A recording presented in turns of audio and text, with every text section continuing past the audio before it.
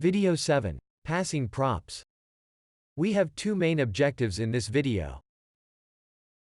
1. We will refactor the board component so that the rendering of a square is pulled out into a separate function. 2. We will show how to pass data in one direction from a parent component down to a child component, using the so-called props object. First, we will refactor the board component. Let's create a function to render each square, in which we can add functionality later. We will call it renderSquare, and it will return a square.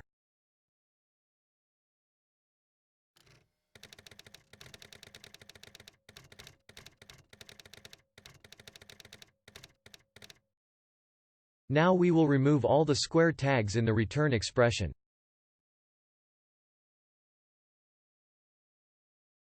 In their place, we will add a JSX container. Now invoke the renderSquare function.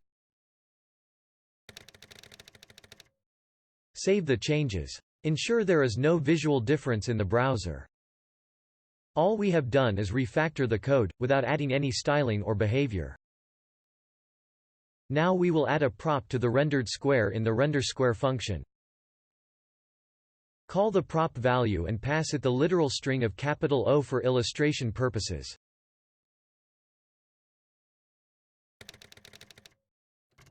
When a prop is added to a child component, React passes an object, which is called props, to that component.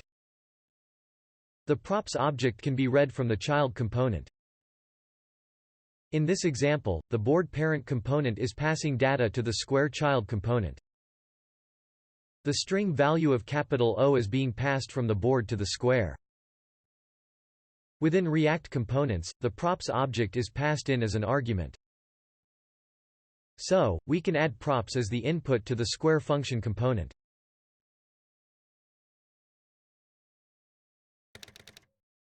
Now, let's add a console log statement to print out the props object.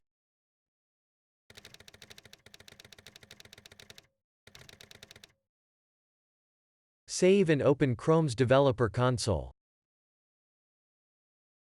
Open the tab Console to see the console log and refresh the browser page.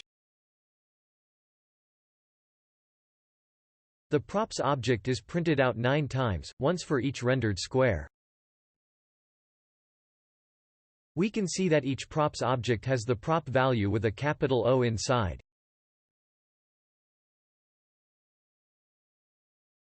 Let's show the prop value in our game interface.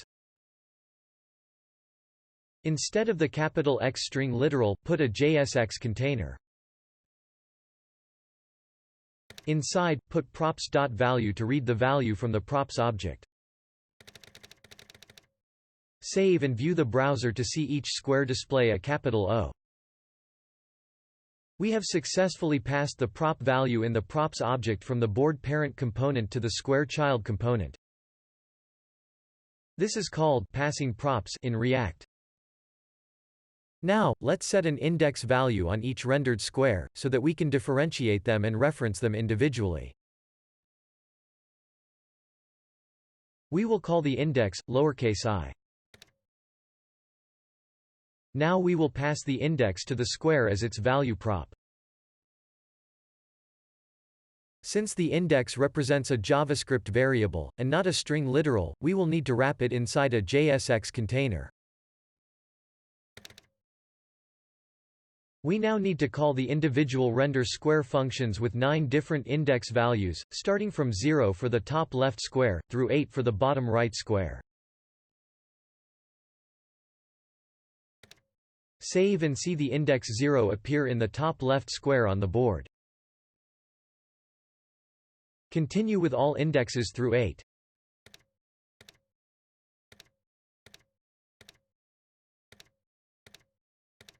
View the browser to see each square display its own index value. We can now remove the console log statement from the square component. It is important to know that props can only be passed from parent to child, never the other way. This unidirectional data flow is a feature of React. It makes it easier to keep track of data, and is less error-prone. To summarize, we did some refactoring. And, we showed you how to pass props from a parent component to a child component. In the next video, we will enable the user to interact with each square via a mouse click.